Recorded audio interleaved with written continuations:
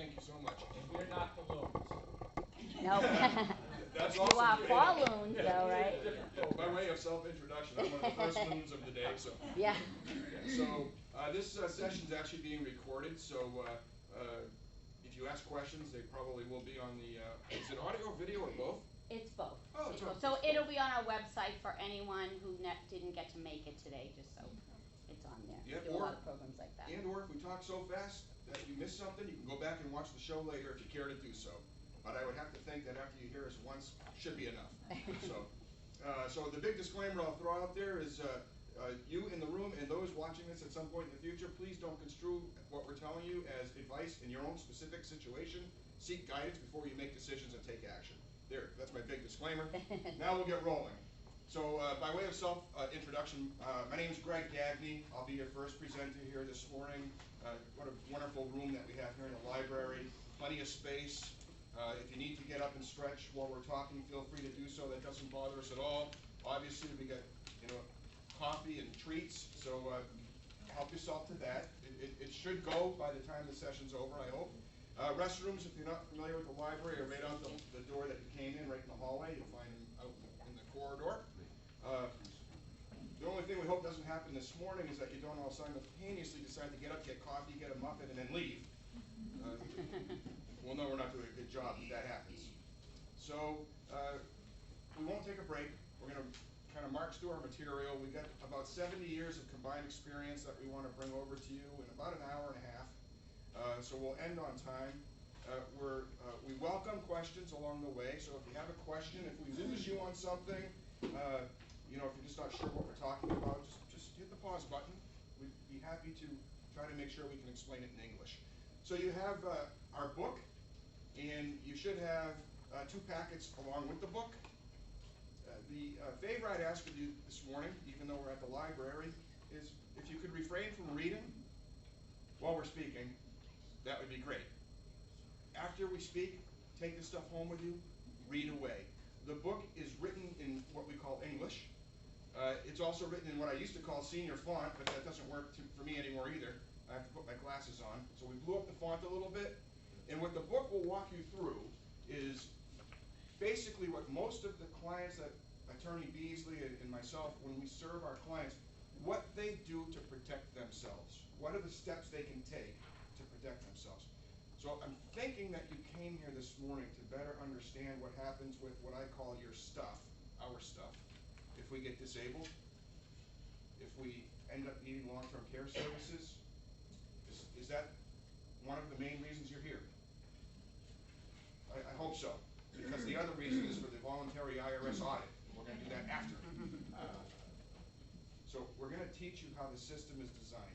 We're going to teach you what's in store for you and for me, for every one of us, if we don't volunteer to take corrective action, hopefully in advance of a problem happening. That's a good reminder for me. If you have a cell phone, if you could just please put it on quiet mode, that would be fantastic, so we don't have to listen to people's chime tones throughout the course of the session. And what I'd like to do is begin with the end in mind. By the way, the book. The book's a little bit dated. We're working on our next one. I think this is my 4th one. This is Attorney Beasley's 6th book. So it's just hard for us to find the time to sit down and write a book. So what's in it is accurate, but what's in the supplemental packs brings you up to 2023. Okay, so if you see like numbers in the book, those numbers are from 2017. So you need to go and reflect on these packs to get to 2023's calculations. So with this packet here, I'd like to just put your attention to this for a minute and then we'll get underway. There's a page on the very end. I'm going to leave it on mine, but I'd like to have you rip it off on yours. It's a feedback sheet. It looks self-explanatory, but I'm going to explain really why I'm trying to have you rip it off. I know people have notepads with them, some don't. Some might just use the back of this page to take their notes. That's not what we want to see happen today. That's why I want you to rip it off, and then your notes page becomes the last page of the pack. We'd love to know how you heard about this speech today.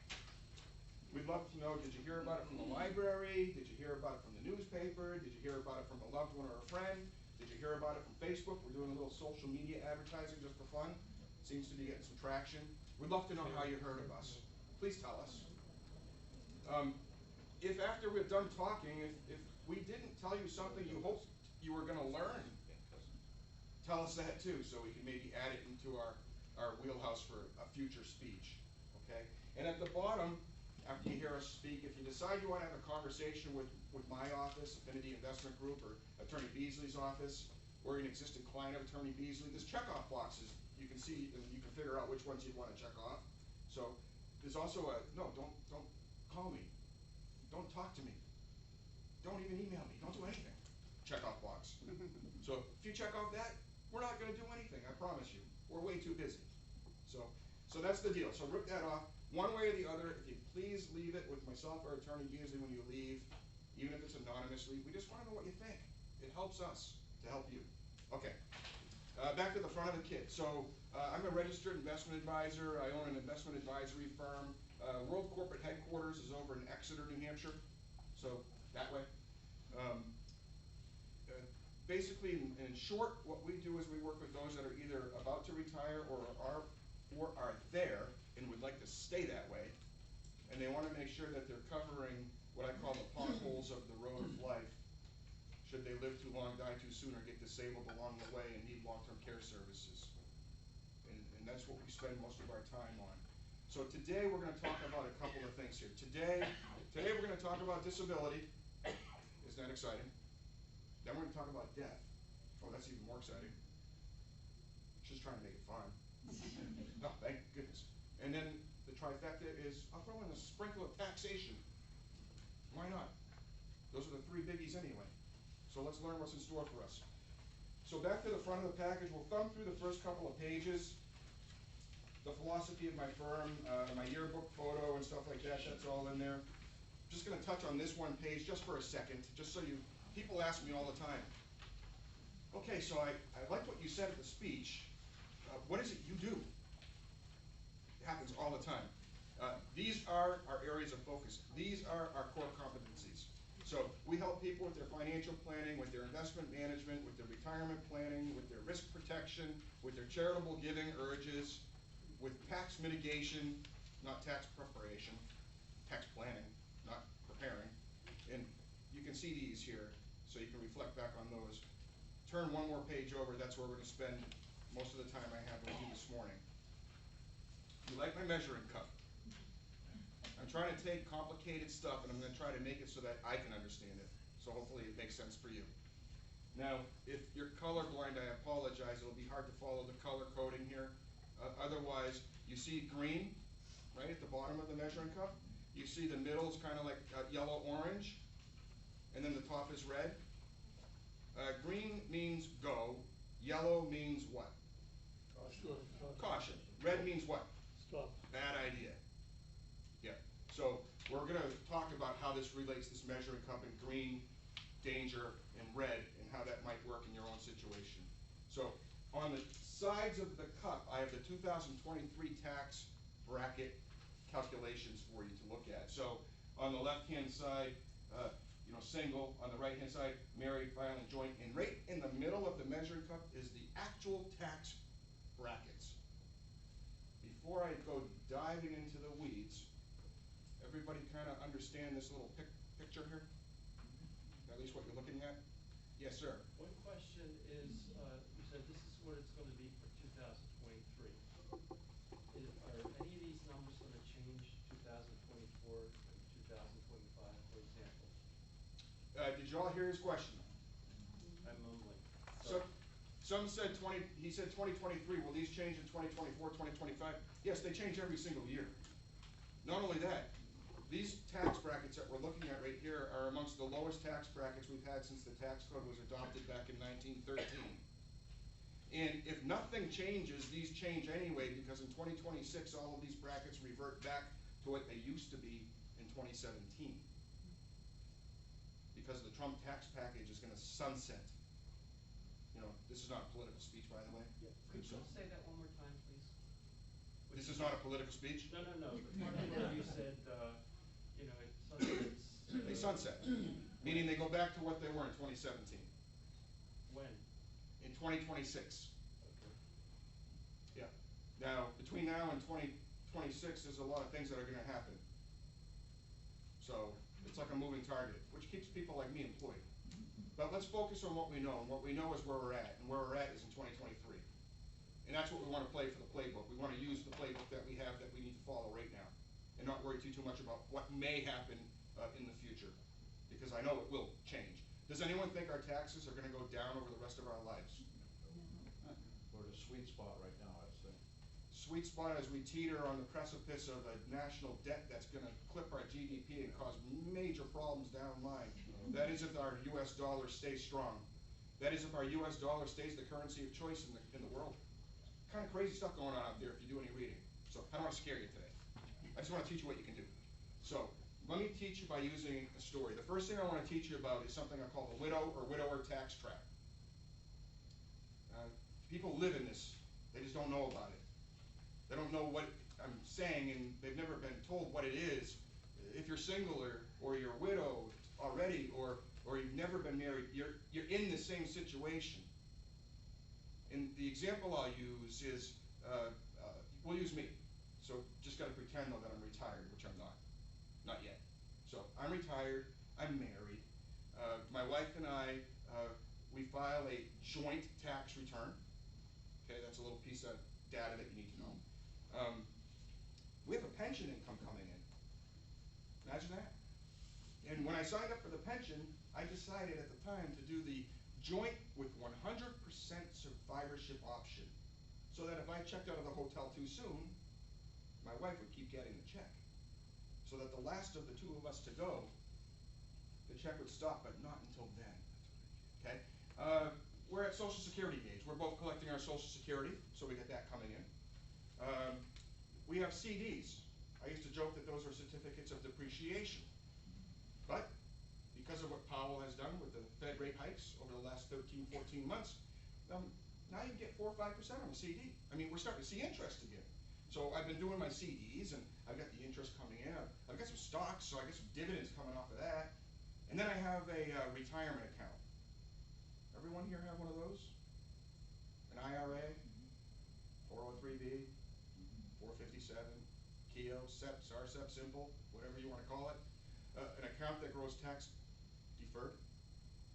Yeah, well, we're at the age that we have to take money out of that through what's called the required minimum distribution. Are you familiar with that terminology? So when we add all this stuff up, you guys, it's coming in at about $60,000, just in my little mathematical thing I want to share with you. So if my wife and I are filing joint, and we're making $60,000, look at the measuring cup, look at the married numbers, and you can see where that 60 grand falls. Shout out the bracket we're in. 12%. 12%, right? You see that? It's important that we find this before I move forward, because if we can't find this, you're going to be swimming in the deep end here in a couple minutes. So we file joint, 60,000 of income. It falls in between these two bottom numbers over here. That's the 12% federal income tax bracket. And then I go and die on my wife. We like to say in our speeches, we got to plan for what we know, and one of the things that we know is we're all going to die. Sorry to tell you. So I checked out of the hotel. So I'm out of the picture, but everything else still stays the same financially. The pension still comes. The dividends still come. The interest is still coming. The IRA required minimum distributions is still coming. Social Security is still coming. Bless you. But that's going to be a little different. We don't get to keep both Social Security checks. Right? I wish there was a way to show that we could, but we don't. We get, bless you, we get the higher of the Social Security checks, the survivor of the Social Security checks. But just for today, let's just leave it all the same. My wife is now filing single. She's in a single taxpayer status. She's making $60,000 a year. Look at the measuring cup. Look on the left-hand side. Tell me what bracket she's in. 22%. So she went from 12 to 22. Nearly a 100% increase in taxation through no fault of her own. It was my fault. I died. And this is the system. This is the system that, unless you're doing anything differently, which I'm going to teach you, you're going to be a victim of. This is what is in store for us. And that's just taxes. The IRA is the culprit in almost all cases. When you get to age 59.5, you're allowed to take money out of your IRA without a penalty. You have to pay taxes, but no penalty. What age do you have to start taking money out of your IRA? 72 or 70 and a half. 72, 70 and a half, any other answers? So, you're both right. Both numbers are right. We passed 2 years ago, Secure Act 1.0. Have you heard of that? I got some stuff you can read about it after. You come on the website and learn a whole bunch about it. So Secure Act 1.0 moved the needle on required minimum distributions from 70 and a half all the way to 72. Like, big deal. The Secure Act 2.0, which just got passed, moved it to 73. And if you're born before, after 1960 rather, not before, after 1960, age 75. What does this mean? It means that the system's allowing us to leave that tax-deferred money in those accounts longer before we have to start taking money out. So when that happens, who do you think's gonna win? So I'm contrarian in the way I think. When I read these things that on the surface sound like they're really good ideas, I'm like, well, wait a second. How's this all gonna really play out in reality? And it's not good. It's not good. So if I have an IRA, and when I die, and I name my 3 children the beneficiary, just pretend my wife's out of the picture. So I have 3 children as my beneficiaries. How many beneficiaries do I actually have? 4. Lucas, Emily, Sarah, and Uncle Sam. Go check your beneficiary forms when you go home. He's not on the list, but he's first in line. And here's what the Secure Act did. What we used to be able to do with an IRA in death planning, knowing that we die, we used to be able to do this thing called an inherited or a stretch IRA. Have you heard of these terms?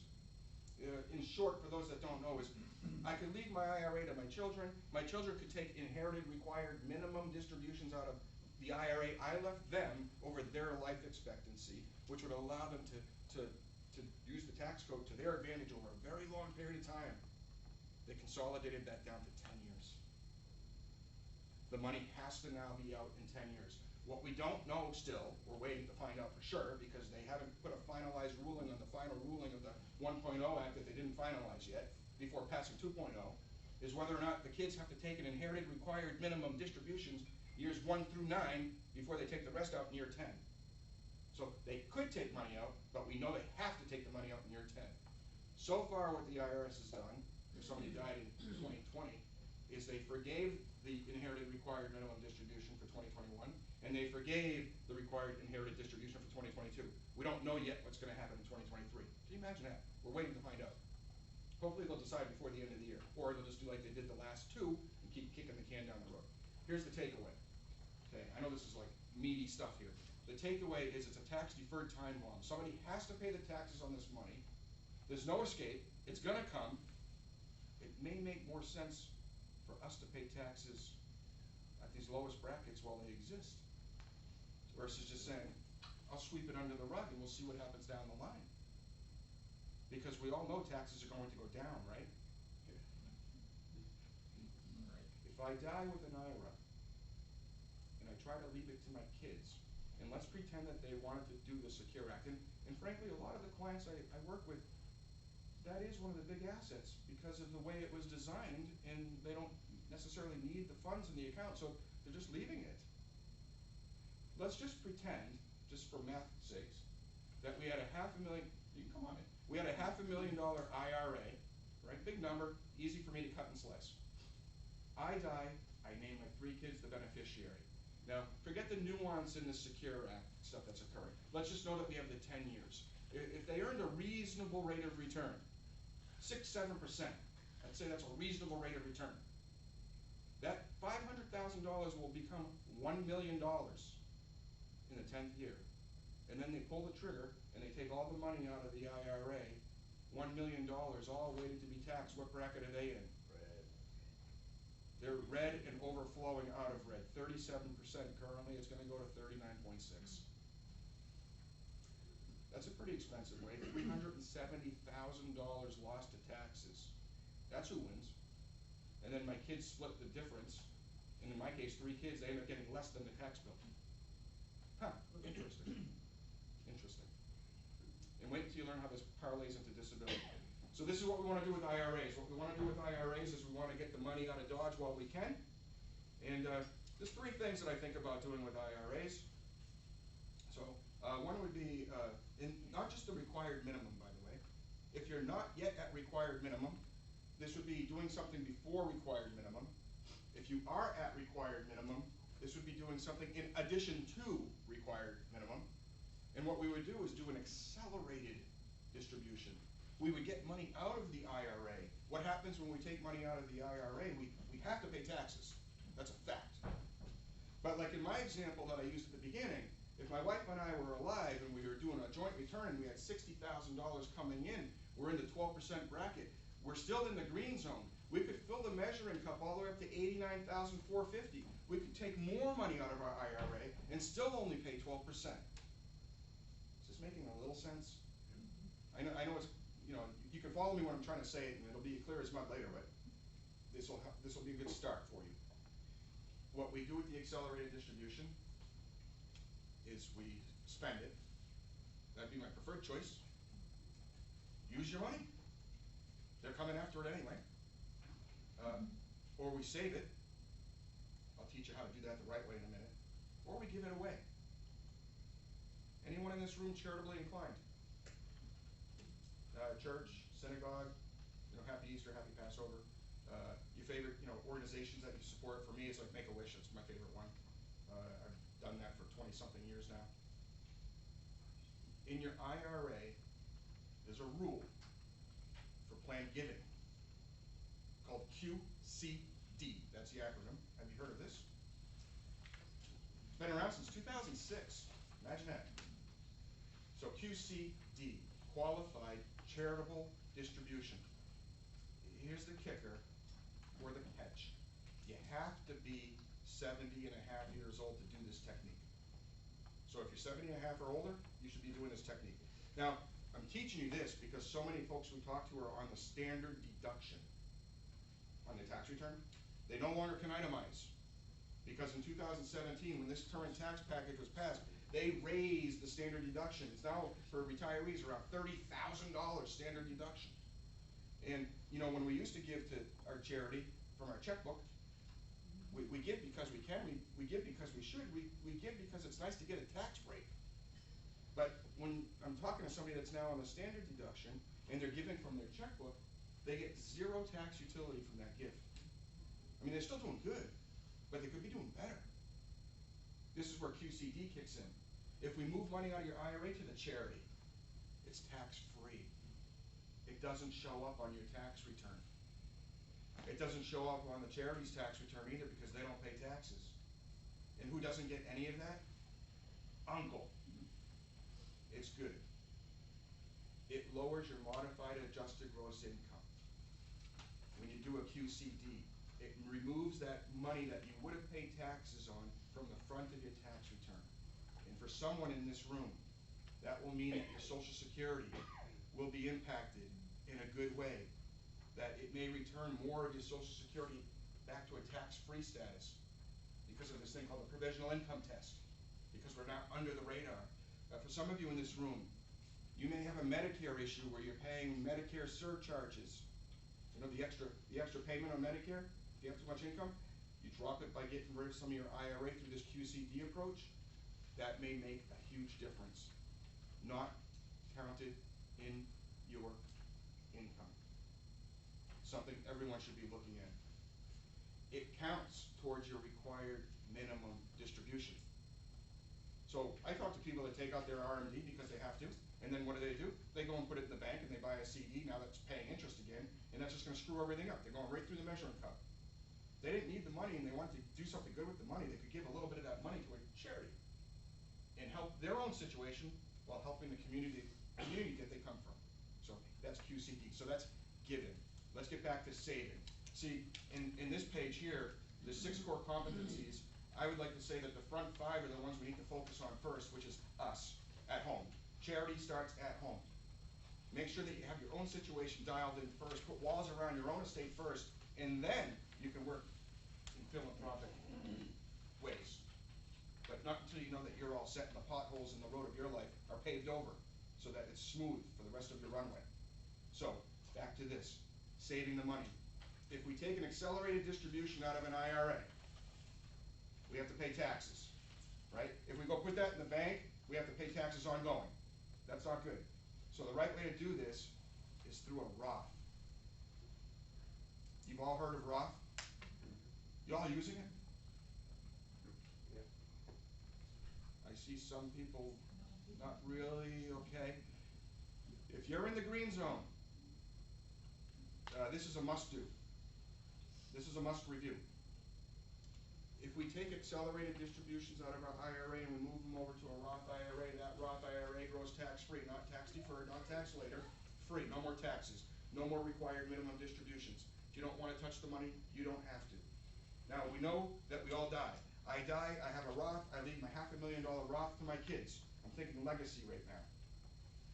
They can leave it in there because of the Secure Act for 10 years. 6 or 7%, the 500 grows to $1 million. In the 10th year, they have to take the money out of the Roth IRA that I left them, $1 million.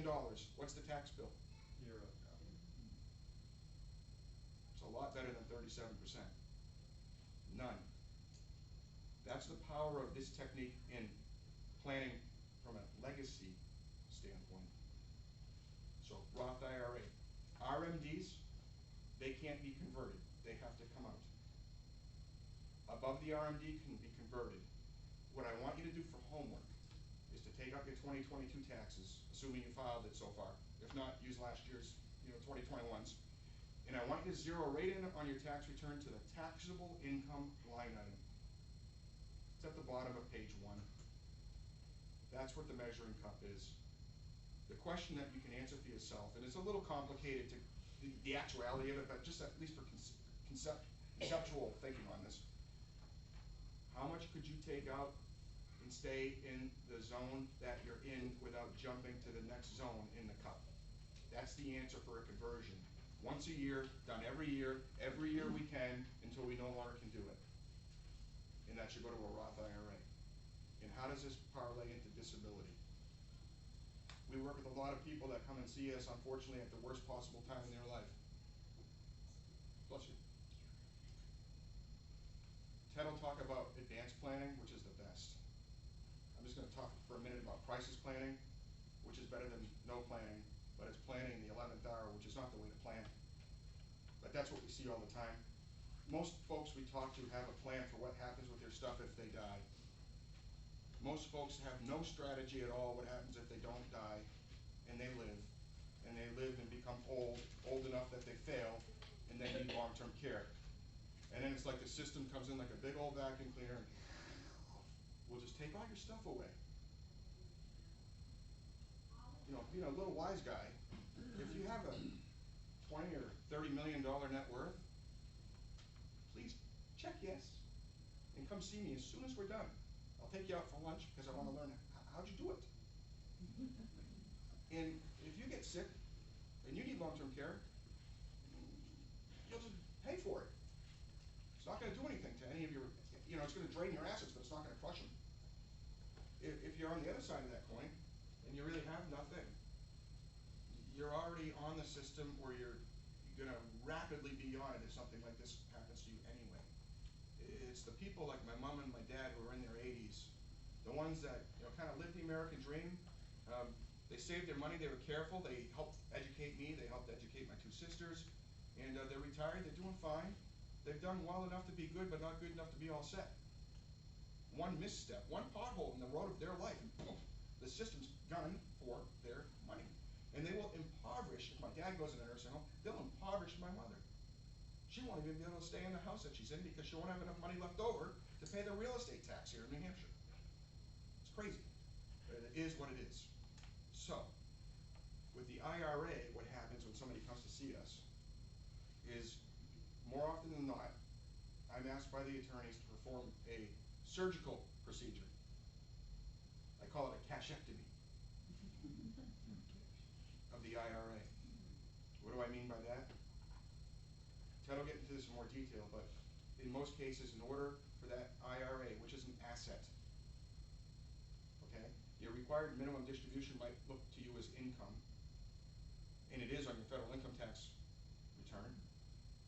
But what I'm not talking about now is not our income tax return per se. I'm now shifting gears a little bit and talking about health and human services.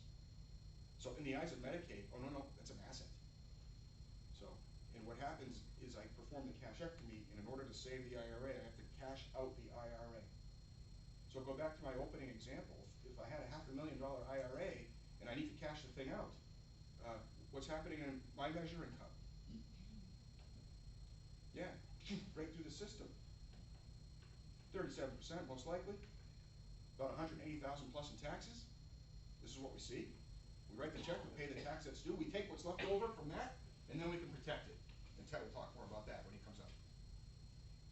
If I had it in a Roth IRA, and the same scenario unfolded, and I had to cash out the cashectomy of a $500,000 Roth IRA, what's the tax hit?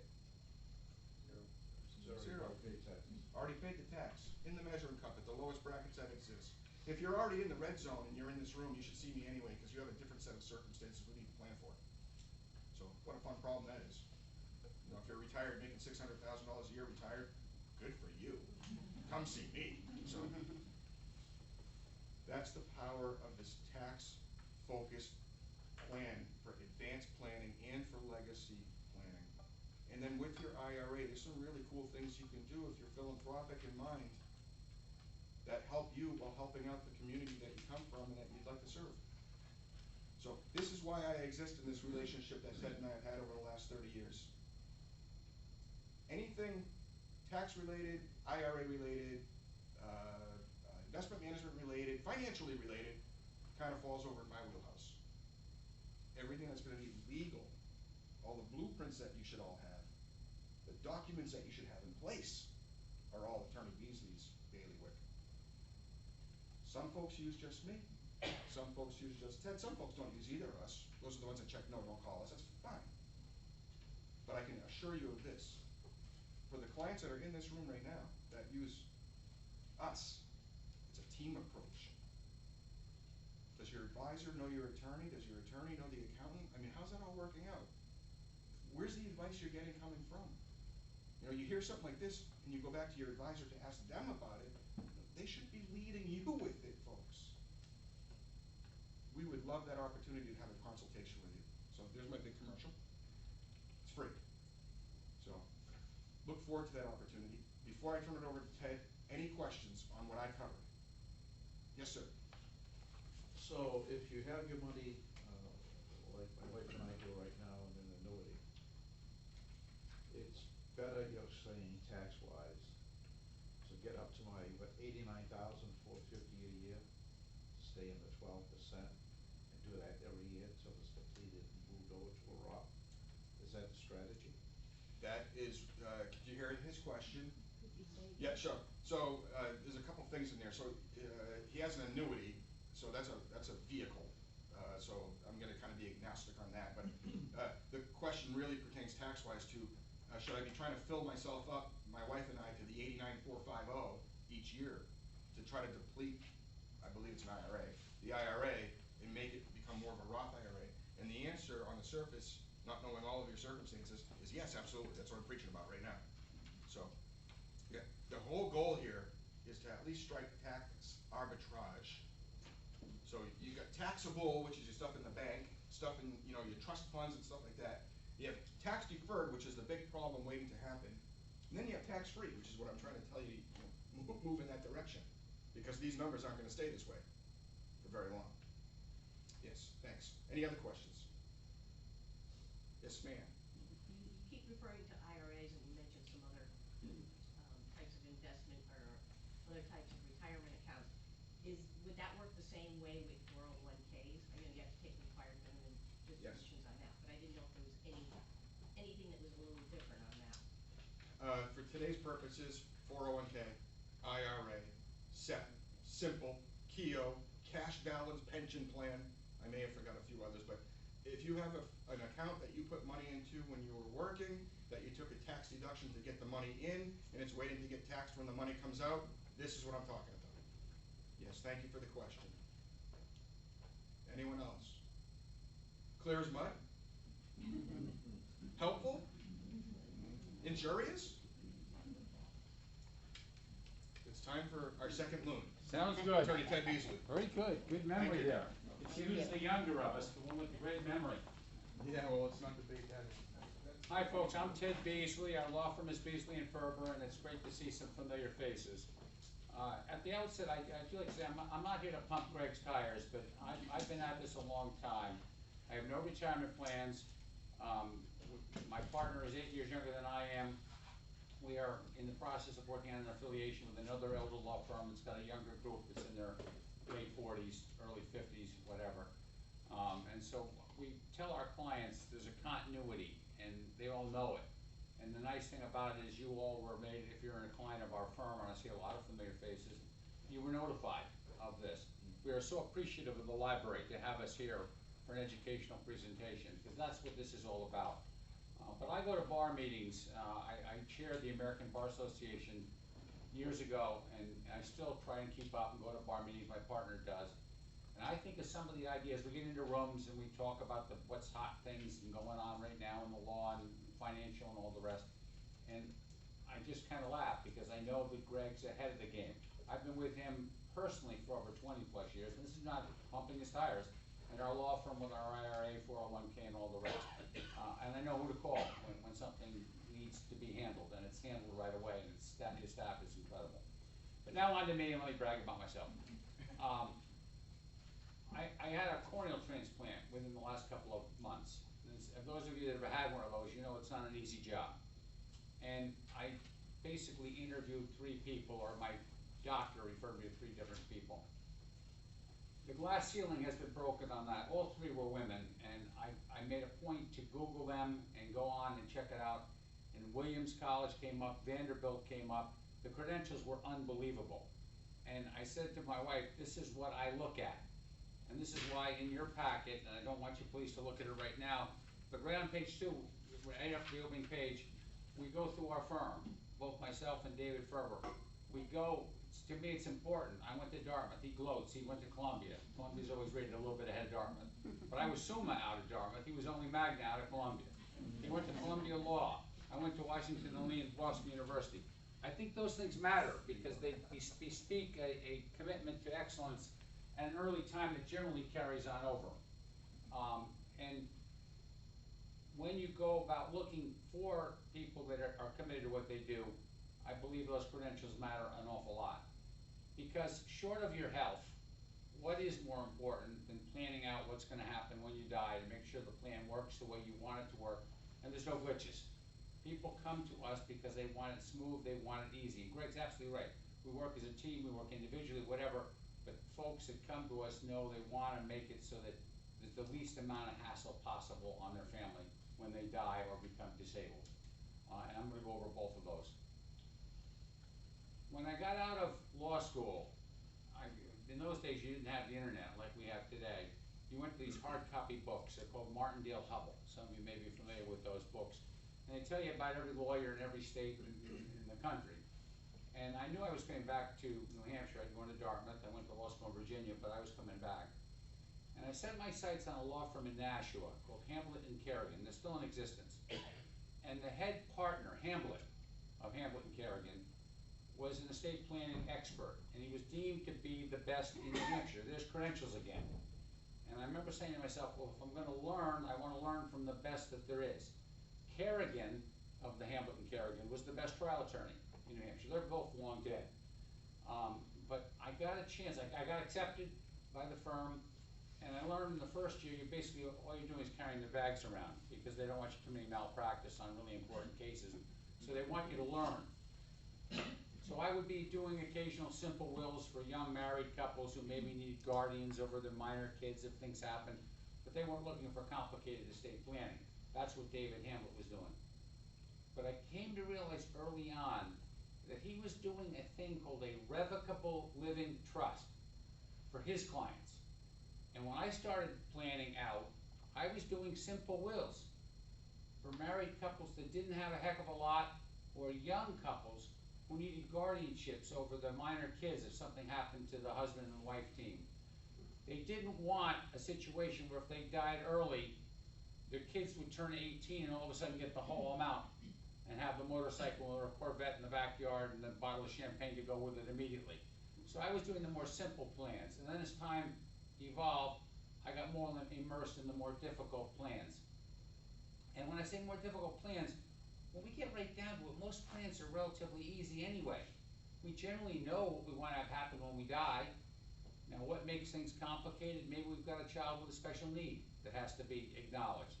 Maybe we have that grandson or that son that's going to blow the money like that, and you want to prevent that from happening and protect them from themselves. Everybody's different, but for the most folks, it's fairly straightforward. And so I began to realize that, wait a minute, these trusts are really insanely good. And for average people, David Hamblett was representing the rich people in Nashville, the rich people throughout the state. They all knew, it was like they all belonged to the Nashville Country Club. And they all knew that you went to David Hamblett because he could save you estate taxes, he could avoid probate, he could do all these magical things. And so everybody went there for those reasons.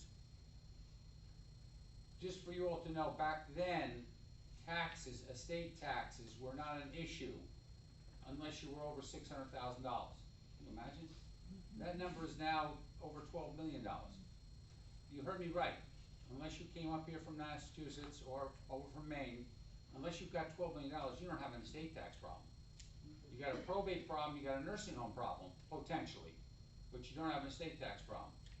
But I remember, okay, slowly but surely getting involved with these trusts.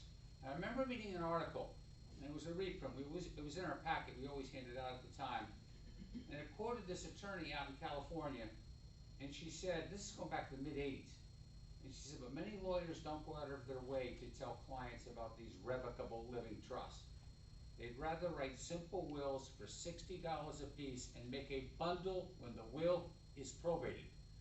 I said, my gosh, I bet somebody more cynical than I am. But the truest words I've ever heard.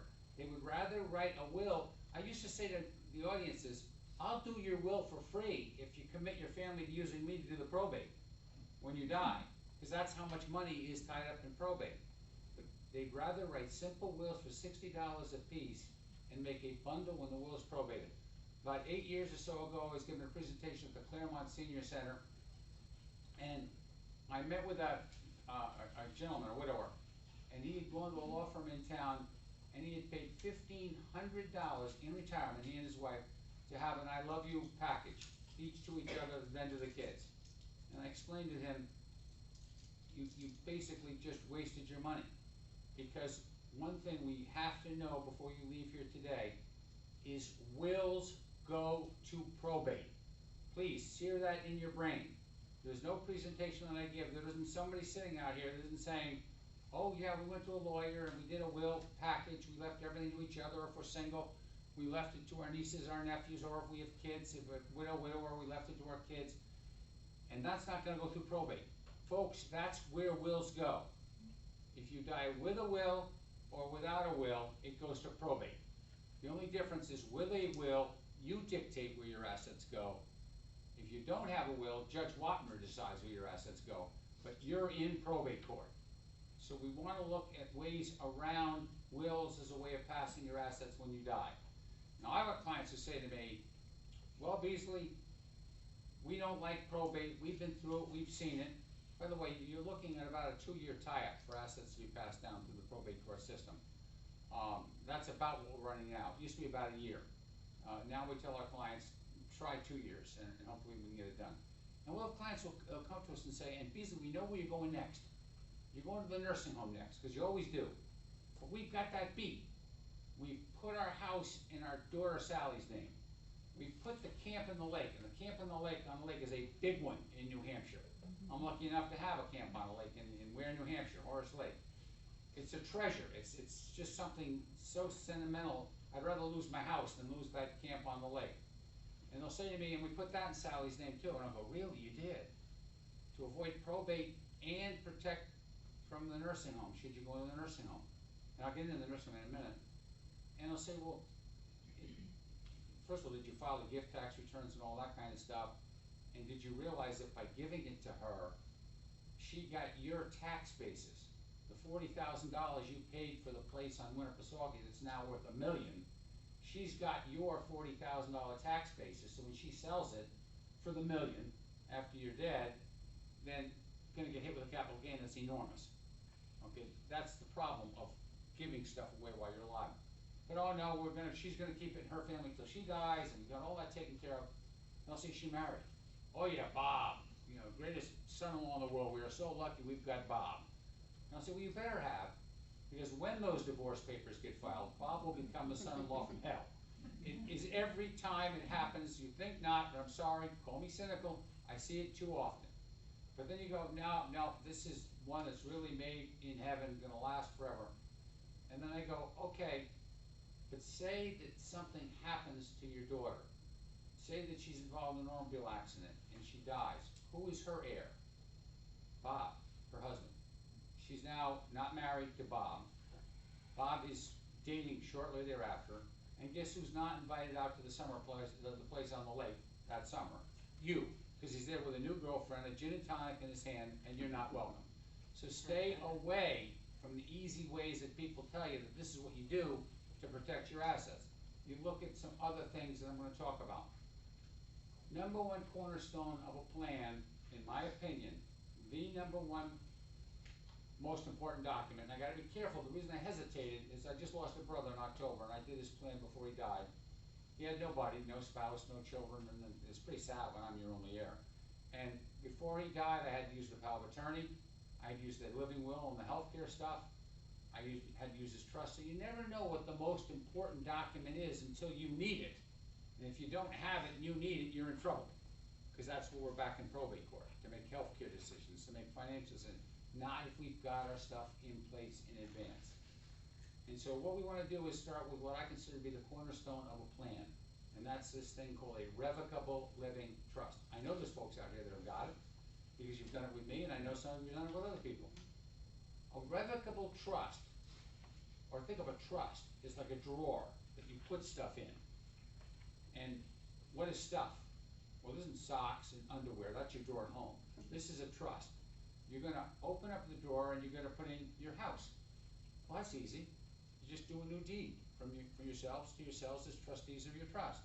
And you record a new deed, $40 at the registry of deeds, and that's getting that into your trust. Open up the drawer, sell your house, take the money, go to Vegas, buy a condo, put the rest at Caesars on red and blow it, do what you want, travel the world. It's yours. You have complete and total control over it, access to everything that's in it. But when you die, the bottom drops out of that trust, as it did when my brother died. I was named successor trustee. You would name whoever is important in your life as successor trustee, and they can list your house for sale the next day. My brother's house was under contract within 4 weeks of his death. It was sold within 6 weeks after he died. Literally, not having, if we're tied up in probate court, 2 years if I'm lucky. And so, start with the revocable trust. Real estate's an easy one.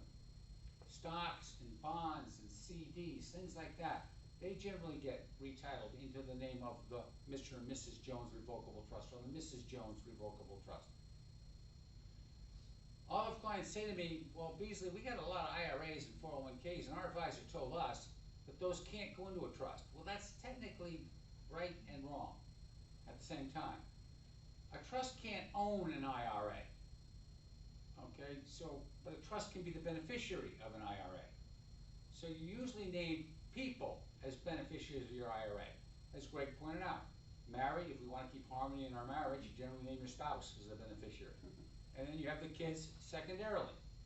But there's that kid again that's going to have the motorcycle, the Corvette, the champagne bottle, that are going to blow it in a matter of a year or 2 years. So people want to keep that further stretched, to use the term that Greg was talking about. There's a way to design that so it flows through the trust, and they don't get it all at once. They get it in installments. And so they can't just blow it all at once. But traditionally, IRAs, you name somebody by name. Life insurance, you can name somebody by name. Perfectly acceptable. There's no right or wrong on this. but you just have to address it. You want to, because Greg said it right off the bat, we always plan on the thing we know. What do we know? We know we're all gonna die. Nobody gets out alive. You know that from the time you're a kid looking up at the stars and you go, geez, this is kind of a bummer. You know, this death forever business. If you tell me it's 100 years in a day, I feel pretty good about that. But when you say forever, so we know that we're gonna die. But along the way, we may end up in a nursing home. So we wanna plan for that. Or any kind of a continuing care facility. Moving in with the kids or a niece or a nephew on an in-law apartment. These are all things that should be considered and looked at as you're putting together a plan. But to me, the cornerstone is the revocable trust, but knowing that you may be relying on healthcare powers of attorney, living wills, and financial powers of attorney also. So once you've set up this, what I call drawer, it is totally crucial that you fund the drawer. The socks, the underwear I'm talking about. That's getting the deed in. Fidelity, Putnam, Vanguard, Schwab. How easy is that? You just call them up. They're probably so sick of people like me doing trusts, and they get hundreds of calls a day. I mean, there's probably one little person that gets 1,000 calls a day. We need the paperwork to transfer our account into the name of our trust. They send it right out. It's easy. It's simple. Get that in.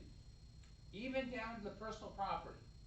Somebody in this room's got something. Maybe it's the crystal clown that you bought at the Hollis Flea Market or the Merida Flea Market 20 years ago that you paid $5 for, $15 for. And you think to yourself, nobody could possibly want this.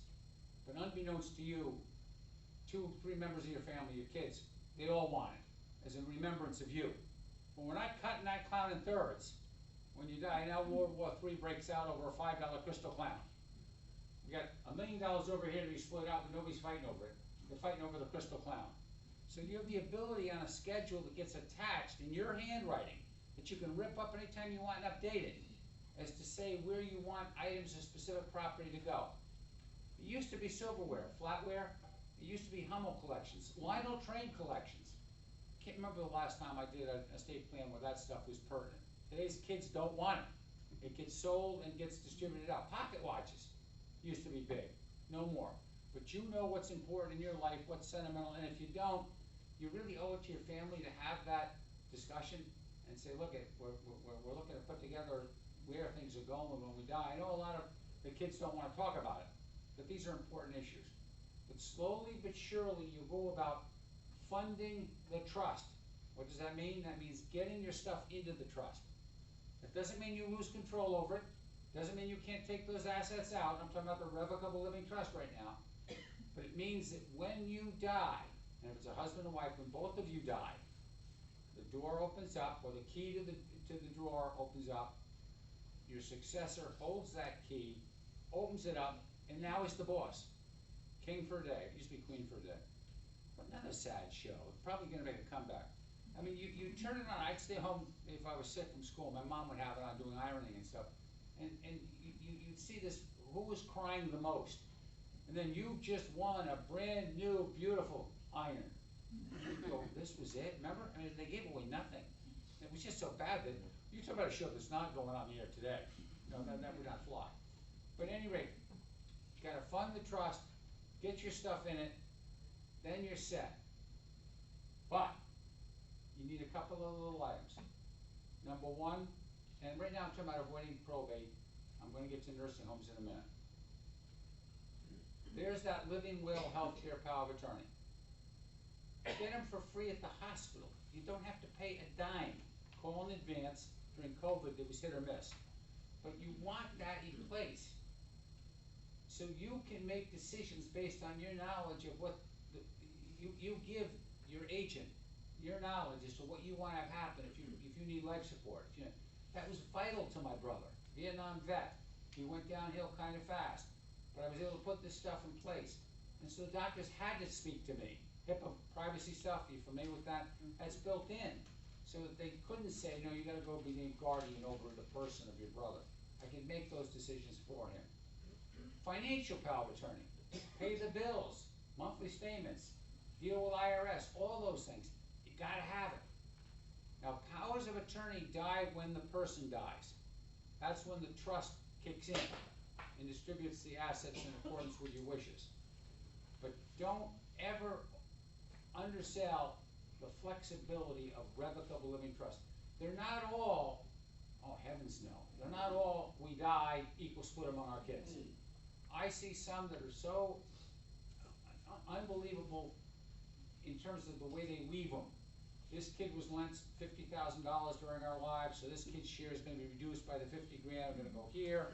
And grandkids, I'm sorry, I'm on a second marriage, I have no kids of my own, but I've got 5 grandkids, and I used to tell my wife, you remember the days when you used to have a wallet with pictures in it? You get them, and I look at the kids, and people be raving about how beautiful the grandkids are. And I'd look and I'd say, they look okay. I'd go home and I'd say, well, they're kind of ratty looking. I mean, they're okay. Now all of a sudden I've got 5 through my way, and I'm thinking, they're the greatest looking kids in the world. So the bottom line is, to me, my wife's 2 children, who are fantastic, to me, I'm very fortunate. Their father died shortly after. I mean, I've been around basically their lives. And the grandchildren have caught me. Our oldest is going on 14. And so to me, as I've told my wife, the grandchildren mean more than her children do to me. It may sound hard, I'm sorry, but that's just the way it is. And so I say to my wife, well, there's nothing that says we leave it equally among your kids. In other words, we come to a realization as to what is important, and in my mind's eye, 50% to be split among the 5 grandchildren, but heavens, not when they reach 18, get it all at once, to be staggered out over time, to be used for their health, maintenance, support, and education, and then get it at certain intervals. I've had clients, usually engineers, sorry guys, ladies, if you're an engineer, but they have to pass drug tests, they have to imagine some of these things these people have got to do. But usually you reach certain ages and you get certain chunks. And then the balance goes to her 2 children outright, free of any further trust. You get creative, you get to do whatever you want to do. I've got one later this afternoon where there's some charities that I literally have never heard of before. But the client tells me they're 501c3 organizations and they qualify for the charitable deduction. You get to do it the way you want to do it. You get to name your beneficiaries, you get to name who's in charge after you die. And another biggie, if you pass your assets via trust, total privacy. What does probate guarantee? It guarantees publicity. Anybody can go on probate records and see who died and see how much they had. And you know, I never used to worry about it. When I was a young associate, we were right around the corner from the registry of probate and the courts. The law firms tend to be there. And I go to the registry of probate, and I pass the probate department, and I'd say, what's the big deal? You know, Hamlet's doing all these trusts, but old man Beasley, I was projecting back then, old man Beasley goes and dies, who's gonna care? First of all, I'm not gonna care what I had when I died, but is somebody really gonna come down here and open up, let's go see what old man Beasley had when he died? Well, they're doing it. Anecdotally, I'm hearing reports that folks are doing it because they see what was inherited. They see if there were guns inherited. They see if there were, I don't mean assault weapons, I mean collectible type guns, Colts and things like that. Coin collections, things like that. And all of a sudden, the inheritor is getting a knock on their door and someone's robbing them. Whereas if you do the trust, you keep it totally private. Nothing beats the power of trust. And I'll get into fees before I'm done. Before I get into the nursing home end of things, which will consume the final half an hour of the presentation, do we have any non-nursing home questions? Yes, sir. One question I have, you've already written up our documents on trust. I wasn't gonna volunteer it, but you did. Now, if you've got something bad to say, you can wait till after the meeting. But I noticed that you've written a clause that says anything that's not embodied in this document is, covered as well. And for example, one question I have is that we have artwork. Yep. We have coins. We have, list goes on and on. All coins, artwork, they're all included as your Schedule A. You can dictate who gets it. If you don't, it's gonna go the way it says in your trust when you die. Okay, but they don't have to be specifically the enumerated No, in the trust? no. When my brother died, he had a ton of collectible Colts and things like that. It's all included by that Schedule A. It does not have to be itemized. You itemize it if you want the crystal clown to go to the, but you don't need to itemize it otherwise. Good answer. Yes, sir. When you wrote ours up, I think we had, everything in the revocable going to grandkids, and equally. Now I finished with grandkids, we believe, so do I have to change their names, or it's all right the way it says? You don't never have to change Add children, their names, yeah. people's names. Okay. Ladies change their names all the time, either through divorce, remarriage, or whatever. Sometimes guys do. I had a guy once, I'm going back 20 years, so I'm going back a day, World War II vet. He had named his son Junior. His son married and took his wife's name. I know in some cultures that's reasonably common, but it's almost unheard of here. And he had named his son Junior. And I said to him, how did that make you feel? I'm not trying to remember. He goes, not too good. But he wasn't disinheriting the kid. But people change names, you don't need to change it. We know who, some law firms used to use, or I used to see it, my son Bob, my daughter Karen. That way if they married the daughter, to me that's a little too informal. But no, if we changed trusts every time names change, we'd be doing nothing but name changes. Yes? So you have a revocable trust. Revocable? You wanna name your, successor trustee. Yes. You got 2 kids. Yeah. Would you advise naming one, or would you do it joint? Great question. Generally speaking, all things being equal, you name them joint and allow either to act singly. Assuming they get along together, you want them both in on the process, you don't want to exclude anybody, but if one is more responsible than the other, you go with that one first. But usually you go with both acting jointly, and that works nicely. Okay, great. I have another cardinal rule, you never need to meet with me. Everybody that's a client in this room knows that you can reach me by phone even in the evenings. They get telephone numbers like we reached in the evening. And I get lots of calls on questions like this, and I tell clients, you can handle it that way, but if you anticipate a fight, because I tell my clients, when you die, I don't want non-parties in the room. Trustees and beneficiaries only. I don't want the son-in-laws, I don't want the daughter-in-laws, that causes the arguments and the fights. And the old sibling rivalries that come out from 50 years ago, it's fascinating what people can harbor for all those years. Other questions? Yes, sir. Can you refresh my memory on, we have a non-revocable trust that's funded with $1 Yes, that you recommended, yes, but you never put the dollar in. right? But you never put the dollar in. Yes, we did. Good question. We did? Yes, we did. In the old days, you had to actually attach a dollar. You'll find there's no dollar attached to your trust. But that was funding your trust, Okay. hypothetically, with a dollar. And I think that your words were, if something happens to you, get over to my office right away. Well, if something happens to you, you're gonna be hard pressed to get over to my office, but your spouse. But yes, that's one of the first calls we tell folks you should make, and it's usually helpful to bring one of the heirs in at that meeting, just so we got another set of ears and eyes looking at it, because usually it's a traumatic time. I usually get the calls first, and I tell folks, do the funeral, take care of all that kind of stuff, then give us a call. Okay. Yes, sir. One other question is probate. Is probate pretty much the same throughout the country? It's tougher in Massachusetts. My partner and I, absolutely, we're both admitted in Massachusetts. We'll go down there on occasion, Salem, Cambridge, forget about it. You will spend a whole day, everything's misfiled, it's chaos. You're familiar with it? Yeah. Oh, yeah. It's insane. So you wanna stay away from probate, even in New Hampshire, it is insane.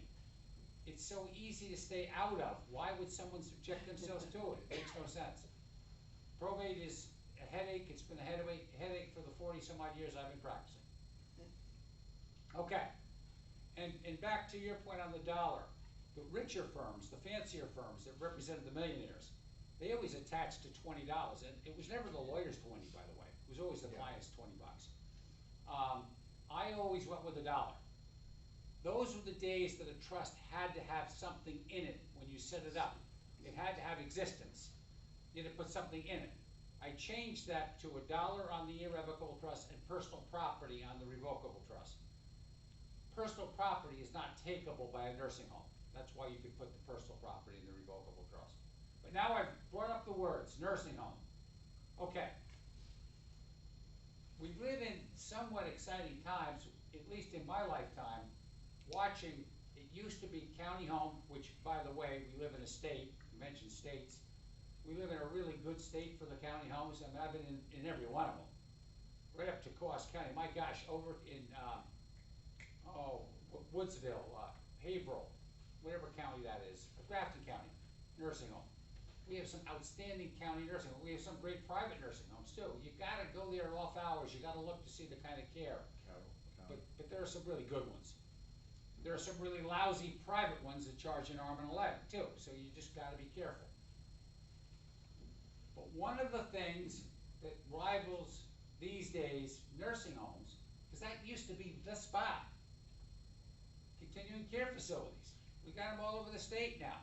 I'm told that I think it's Riverwoods in Exeter, Greg knows, it's his home neck of the woods, has got a 6-year waiting list. They've got one going up in Durham, I believe it is, Greg, stop me if I'm wrong, with a much less waiting list. But you've got to put down hundreds of thousands of dollars as your entrance fee, which you'll get like 90% back, your heirs will, if you don't use the continuing care levels. This is wonderful stuff. You're surrounded by like-minded people, you get to do things. Unfortunately, not everybody is able to go to assisted living. Strokes happen, Alzheimer's happen, dementia happens, things like that. And clients will come to me and they'll say, look, Beasley, we've got some financial assets, we've worked hard, we've been frugal, but we need our money to live. We need our financial, our pension, our social security, we need that to live. So we can't go locking something up irrevocably and not have access to it. We need it to live. We still want to protect it if we go to a nursing home, but we need it. Whereas, I mean, Greg and I have got a common client who's got like $500,000 in IBM stock. He and his wife, he worked for IBM, was an executive. He said, I want to set up a grandchildren's trust and I want the IBM to go to them. We're never going to need it. I'm going, whoa, that's a nice world to live in. That's one of the few I can remember that put financial assets in an irrevocable trust. Most go revocable. But real estate's a different matter. I remember when my mom died, my father was a young widower on the Cape. He was in his late 60s. And he was like something out of To Kill a Mockingbird, Gregory Peck, do you remember? I mean, after my mom died, they're bringing cakes over, pies over. You ladies outnumber guys about 9 to 1 on the Cape in the off season. That's real numbers I'm talking about. And my father was a very eligible guy, a very likable guy, and he wasted no time using those numbers to his advantage. And he outlived 2. He was on dating number 3 when he died. And I said to my father, I said, Dad, I really think it would be a good idea. Some of you may remember there used to be a 30-month look back, a 30-month clock. It's now 5 years, and I'll explain that in a minute. But my 2 brothers and I, my brothers had also retired at the Cape, I said to them, why don't we approach Dad? He lives in this house, him and Mom paid cheap money for it, $72,000 on Corporation Road. If you know where the Cape Playhouse is, that's Corporation Road. Takes you down one of the nicest beaches on the Cape. There were 3/10 of a mile to the beach. $72,000. Got a house and a side buildable lot of land. I couldn't believe it. So I remember saying to Dad, look, Dad, Mom's now died. You're going to live and you're going to die in this house. We know you. And why don't we put it into a Medicaid trust? Tried to soften it. If I said irrevocable, scared the hell out of him. Excuse my language. But Medicaid trust. But he was ahead of me. He said, I'm not giving it to you kids. He was smart. He knew us kids. I said, no, I don't want you to give it to us kids. There's tax problems. There's all sorts of problems that can happen. Divorces, of which I went through one. And I said, we want you to put it into a trust that's called irrevocable, but you're really gonna control it. There's folks in this room that have it. You're gonna have the right to disinherit us from it up to the day you die. You're gonna have the right to force its sale and buy something else, because right away he said to me, what happens if I go to Florida? What happens if I move to Florida? And I go, Dad, you've never spent a day of your life in Florida. Why is Florida coming up? Ann was number one. I don't think she waited 10 days before making her move. And so I said, you'll be able to do that. And we want you to stay home and die home, which thankfully he did. But getting near the end, it was getting close. I went down for a Thanksgiving with my two brothers, and again, there was no families, and my father, and I remember driving out of the driveway with my wife, saying, this is the last time that I'll ever visit with my dad again. My dad had developed dementia. And I don't need to get something for everything. I don't need a payoff. But when I leave, and he doesn't even know I was there to visit, and I leave completely depressed because of the condition he's in, it's a 3-hour trip down and back to be miserable. But we got, before that, several years before that, is when I approached him on this trust, and he had no problem with it. And when I told him you could do the various things you could do, you could still be very flexible. And we put his house into it to protect the house in the event he ever ended up going to a nursing home, because dementia ran in the family. His mother had it. And so that started a clock ticking. And what do I mean by that? Well, Medicaid, which is the program that will pay for your nursing home care, only does so when you've run out of assets. I'm going to get into that in a second. So by putting his property into the trust, it was 30 months in those days. It's 5 years now. But it's been 5 years since 1993. It started that clock ticking. So when I met my brothers that Thanksgiving day, they pulled me aside and they said, Ted, it's getting close. Dad would have, at that point, it was much later, actually, he was in his mid-80s. And I said, guys, you've done your share. I'll get Dad on Medicaid at a good nursing home on the Cape, and we will lose nothing as it pertains to his house. And that would leave the brothers. My dad ended up dying in his sleep. But what did the trust do? It gave the family peace of mind, number one. But number two, it avoided probate when he died, just as a revocable trust did.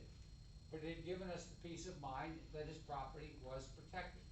So before I get into the nursing home, I want to finish up any other questions we have on living wills, healthcare powers, revocable trusts, because then I'm going to get into the nursing home end of things. All right. I'm going to start with a married couple, then I'm going to go to a single person. When I'm dealing with a married couple and one spouse goes into the nursing home, the nursing home in the state of New Hampshire views that married couple as one unit. And they say to the healthy spouse, which is the non-institutionalized spouse, okay, make a pool of all your combined assets. And the spouse says, well, I have my own 401k. I have my own IRA. I work for IBM. I've got $500,000 in 401k. They can't take that. Yes, they do. It's one pool of your combined assets. Second marriage, we have a premarital agreement. They can't touch that. Yes, they can, and they do. And they put it all together into one pool, and they say to the healthy spouse, you get to keep the house, and you get to keep 1/2 of this pool of assets, but it cannot exceed $140,000. You heard me right. If the married couple has $200,000, the healthy spouse gets to keep $100,000 of it. If they have $1 million, the healthy spouse gets to keep $140,000. Where does the rest go? Spend down. It has to be used to spend on the care of the spouse who's in the nursing home. At $10,000, $12,000 and more per month, it goes pretty quick. But those assets have got to be spent down. Is there any question in this room on what that means? On the care of the spouse that's in the nursing home. Yes, sir. Is it possible to spend down funds the half that belongs to the person in the nursing home for the benefit of the spouse while they're still living in the house? Oh, yes. Yes, great question. While your spouse is still living at home, you can have caretakers come in, you can have people come in to take, is that what you're asking me? Yeah, or improvements. Improvements to the house, you can do all that, but most of the time my clients say to me, our lawyer said we should do repairs to our house. And I'll say to them, that's great, redo your kitchen, redo the bathroom. What would you rather have? The repairs to the kitchen and the bathroom, the 50 grand improvements, or would you rather have the 50 grand? Without exception, they want the 50 grand. But the lawyer's not telling them how there's a way to keep the 50 grand. I recently ran into it in Gagne, where the lawyer, elder law attorney, supposedly an expert, told the couple, whose the husband had a stroke, was in the nursing home. I met with the son and the mom. The lawyer told them, put the house into the healthy spouse's name. That's a good start, because the healthy spouse can keep the house. But you gotta disinherit your spouse who's in the nursing home. What good does it do for you to die and leave the house to the spouse who's in the nursing home? Leave it to the kids. But now there was money, and there was Exxon stock. And I said, well, you know, that could have been saved. They said, yeah, but we know it now. We went to your speech. We didn't know it then. It was all spent down. They were able to keep the whatever it was at the time, $130,000. I would have rather them seen that cash in that Exxon stock and repair and replace and do all sorts of capital improvements to the house. That's all acceptable. But they didn't either. So that money that's going to be spent down can indeed be put into repairs and capital improvements and all the rest. But again, I'm going to show you a way to save that money without doing those things. So spend down is the process by which the person in the nursing home chews up all the assets over the 1/2 to a max of 140 and is allowed to keep $2,500. That's the maximum. At which point they qualify for Medicaid. But it gets worse, because after taking the assets of that married couple and leaving the healthy spouse with a max of 140, they then look at the income. And they say to the healthy spouse, you get to keep your income, your Social Security, your pension, not 401ks, not IRAs, those are assets. You get to keep your pension. Greg and I have a retired airline pilot. He makes $125,000 a year from one of the legacy carriers. That's his pension. If his wife goes into a nursing home, they cannot touch his $125,000 a year. That's his income. Different story if he goes into the nursing home, because now he's got the income, he comes off the income. So who goes in makes a big difference. But they take the income of the spouse who's in the nursing home. If that leaves the spouse at home with too small an amount, it's in the book, I believe it's like $28,000 a year, you're allowed to grab from your spouse's Social Security, to grab from their pension to get you up to that amount. It's called a minimum monthly maintenance needs allowance for the spouse who's at home. Everybody follow me so far? Could you repeat that, please? Yes, if one spouse goes into the nursing home and the other spouse doesn't have enough income per the tables, they're guaranteed a minimum monthly maintenance needs allowance, assuming their spouse has that Social Security pension coming in. But the government gives you that figure, right? Yeah, but it's to the state. Every state's Yeah, different. state, Yeah, and you're allowed to take from your spouse's pension or Social Security to get you to that amount. You with me? So Okay. it's not great living, but at least they ensure you some degree of. So I've got clients who say to me, we have worked our entire lives to get to where we're independent, and now we're basically, and we have a second house. We got a cottage on the lake. Forget it. It's gotta be sold, the money's gotta be spent for the nursing home. That's over and above, that's money. You follow me? I mean, that's not protected. Yeah. So I've got clients who say to me, we've paid in all along to the system. We want to make sure some of our assets are protected. And they'll say to me, we want to hear more about this Medicaid trust, which is a type of irrevocable trust. But I already told you, you control it, you manage it, you put in it what you want protected. The number one asset that goes into it is the house. But like my dad, say you want to move to Florida. Okay, sell the house. Another house, the one in Florida, replaces the one up here in the name of the trust. If there's money left over, you can't just spend it, but you can invest it and take the interest, the income, and the dividends from it. So it's not bad, but most importantly, it protects it from the nursing home. And so you put the two things together, revocable, spendable, takeable. irrevocable, maybe for your house, maybe for the camp on the lake, maybe for both, you're sitting pretty good. But not everybody comes to these presentations, not everybody pre-plans. And Greg and I hear it all the time. It's, unfortunately, my wife had a stroke. I had a client not long ago. He was probably 60 years old, young by my standards. He awakened one morning, his wife had a stroke through the night. She was admitted to the nursing home and not coming out. They've done everything right. They had a nice house and a nice community in this state. They did everything, educated the kids, did everything right. This was their time to enjoy life. Now he's being told, you get to keep your house and you get to keep 1/2 of your savings. And they had substantial IRAs, 401k savings. But then there's the cap of just under $140,000. He says, where does the rest go? It goes for your wife's care at the nursing home. Not all at once, but over time to pay for care. And it's too late to make transfers because they're looking at your checkbook. They're looking at registry of deeds, and they want to make sure there are no transfers made within the previous 5 years. That's the look back period. And so we say to them, okay, all is not lost. We can put the house in your name, but that brings the power of attorney into play. Do you have an up-to-date power of attorney? Because under New Hampshire law, it has to say that you can do this to protect it from Medicaid. And they did, and we put the house into the husband's name and disinherited the wife. Everybody with me? Now we got the monies. IRAs, 401k, stocks, bonds, CDs, whatever. He's only allowed to keep 140.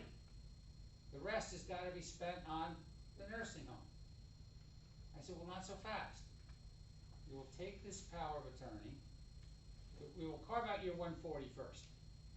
And let's just say that leaves $500,000. I'm just using crazy numbers. Say it's all your wife's money. Let's just say for the sake of discussion, it's all your wife's money. You're going to use your power of attorney and you're going to transfer it to yourself. There's no 5-year look back for that. Okay, there's no look back among spouses. Why? Because if one spouse owns it, they can get it for the care of the other spouse. It's all deemed one marital unit. So you take all the IRAs, all the 401ks, you allocate out your 140. What do you do with the rest? You put it into an annuity. I know it. You're running through the door. You're saying, oh my God, like everybody else, they're selling us annuity. No, we're not. You're not getting a free lunch from us. We're not paying to sell you annuities. That's not our thing. But it is the one thing that the IRS and Medicaid has given favorable treatment to, and did so back in the early 90s. It's the one thing where you can convert an asset to income. In other words, by taking that $500,000 asset that I was talking about, be it an IRA, be it stocks, bonds, CDs, whatever, and putting it into an annuity, naming the healthy spouse the beneficiary, Medicaid deems every payment, say it's a 5-year annuity paying $100,000 a year, Medicaid deems every payment to be income of the healthy spouse.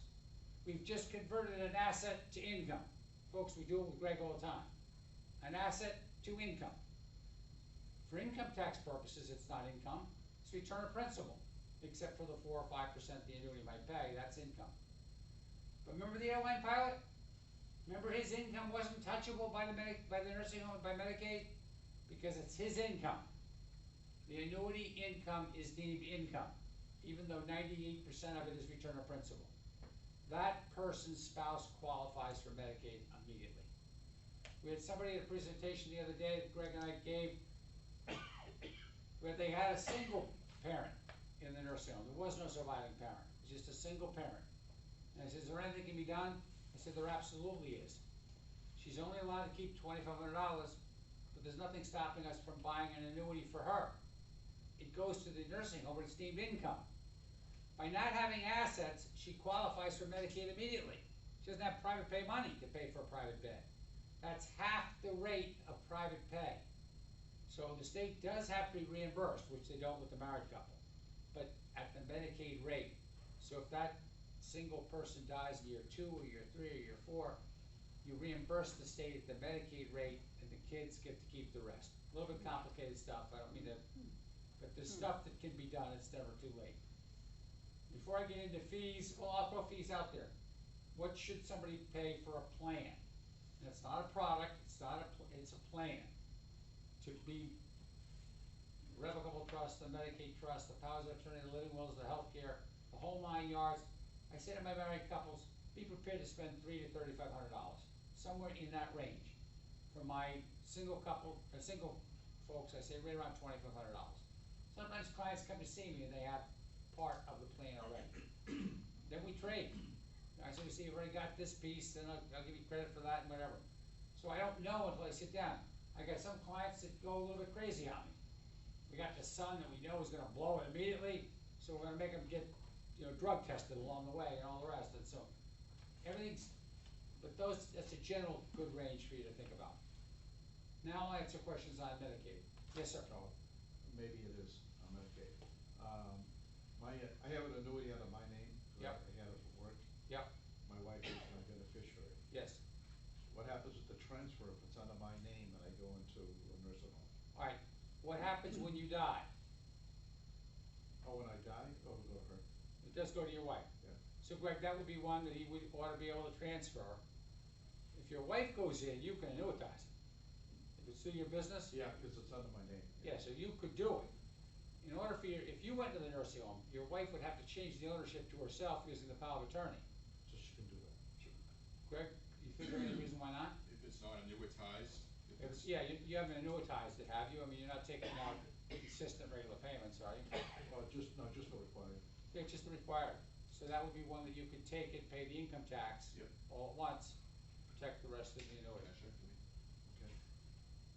Yes.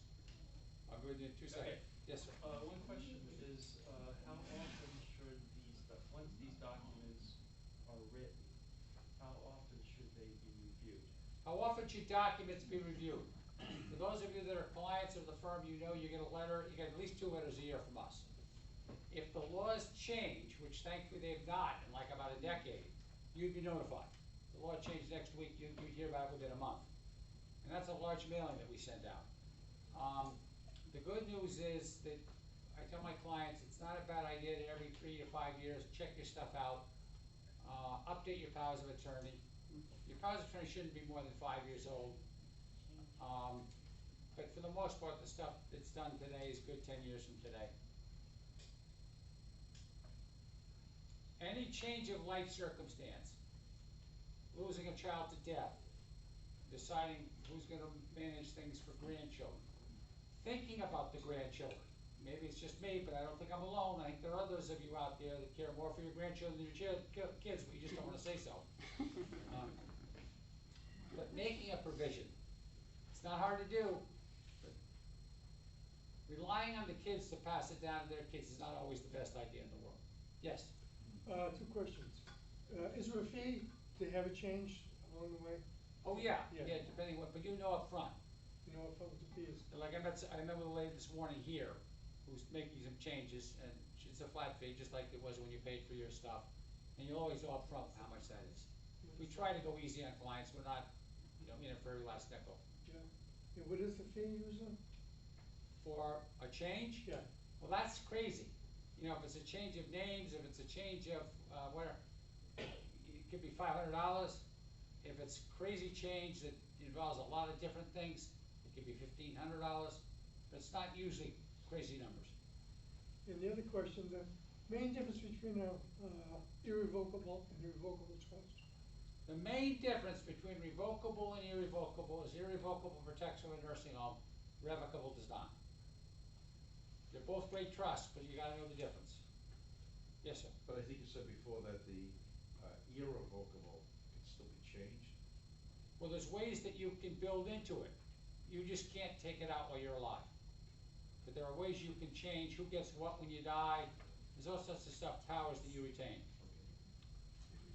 Do you have a question? Yeah, I just want to confirm, for irrevocable, if you have that invested, then so it becomes a revenue source, or you get paid out of it, an income, is that protected, even though it's revocable? But If it's irrevocable, you're getting income from it. No, if it's revocable and you put it in places where it's a source of, revenue or payment, is that protected? No, the income is only protected through the annuity approach.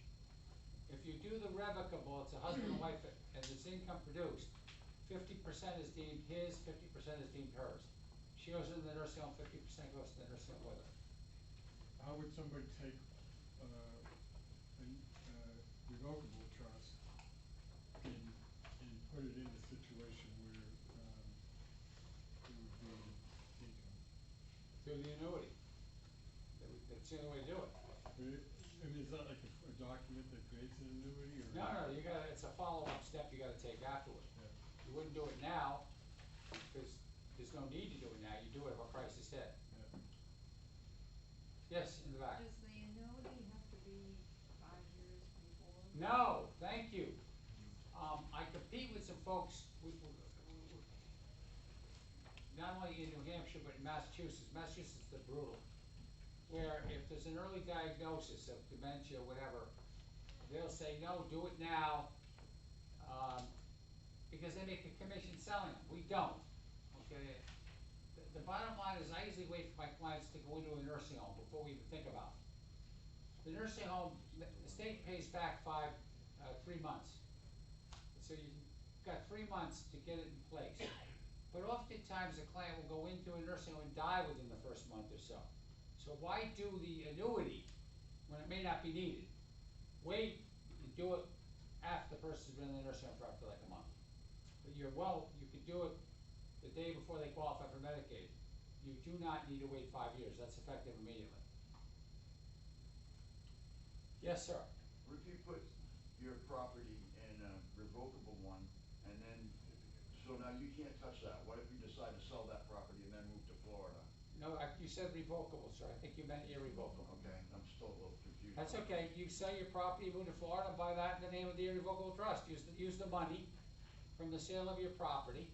Even though it's in the irrevocable trust, you could use that money to buy in Florida. Follow me? Yep. So, either trust, you could do that. You don't look good. Check yes if you'd like. Everybody in here is entitled to a free consultation. If you're an existing client, we charge a consultation fee. You'll see that's on there. Thank you all for going. I'm getting hoarse. But please fill that out, hand it to me and Greg, as he says, even if you want nothing to do with us, tell us that. Stay away from us. Thank you so much for coming. Thank you, everyone. Thank you. Great.